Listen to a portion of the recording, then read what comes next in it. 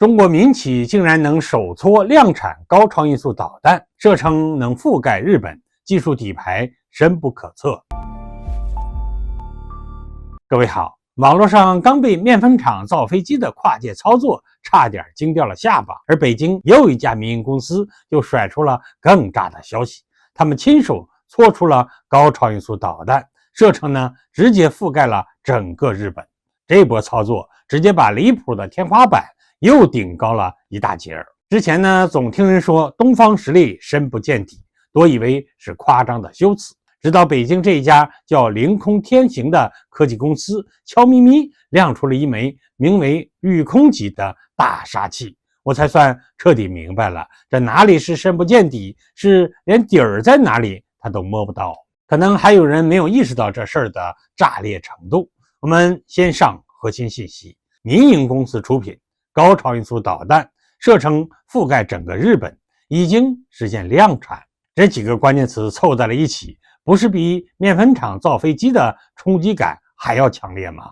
直接把东方实力藏不住了，焊死在了公屏上。要知道啊，高超音速导弹这玩意放在以前，那可是顶尖大国的专属玩具，技术壁垒能高到劝退一堆的国家，需要新材料、新动力、新制导系统，每一个环节那都是卡脖子的硬骨头。可是谁能想到，现在咱们的一家民营企业都能首撮量产它了呢？查了一下这家凌空天行的企业背景，没有什么背靠军工巨头的光环，它就是一家扎根北京的民营航天科技公司。这次它推出的御空级导弹真不是什么实验室里的花架子，和已经服役了的东风17、东风27一样，御空级-1000高超音速导弹也采用了传统火箭上升段加上高超音速滑翔体飞行器，也就简称 HGV 的经典组合。理论上它的射程在500到1300公里，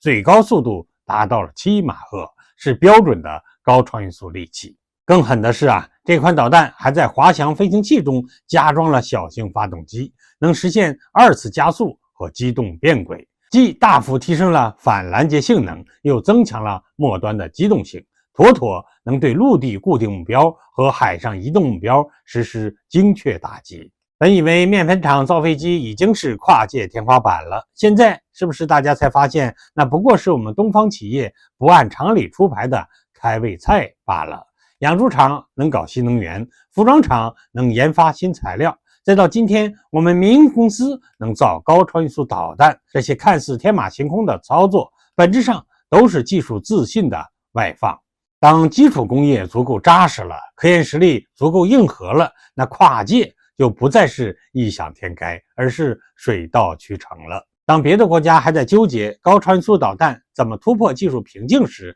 咱们的民营企业已经把它成品摆上了台面。当别人还在惊叹航天科技门槛真高时，咱们早就把技术触角延伸到了各行各业。这种从国家队到民间队的全面发力，才是东方实力最可怕的地方。敌对势力将永远不会知道下一个创造奇迹的会是哪一家看似普通的企业。有人说御空级的出现是给某些国家提了个醒，但是在我看来，这更是给我们自己吃了一颗定心丸。从2弹1星到神舟飞天，从民营飞机到高超音速导弹，我们走过的每一步都看似离谱，但是却都踩在了实力进阶的鼓点上了。现在大家是不是越来越明白了？所谓深不见底，不是我们故弄玄虚，而是无数企业默默深耕的结果。说不定哪一天又会有哪一家民营企业会扔出更炸裂的消息，我们只需搬好小板凳，静静等待。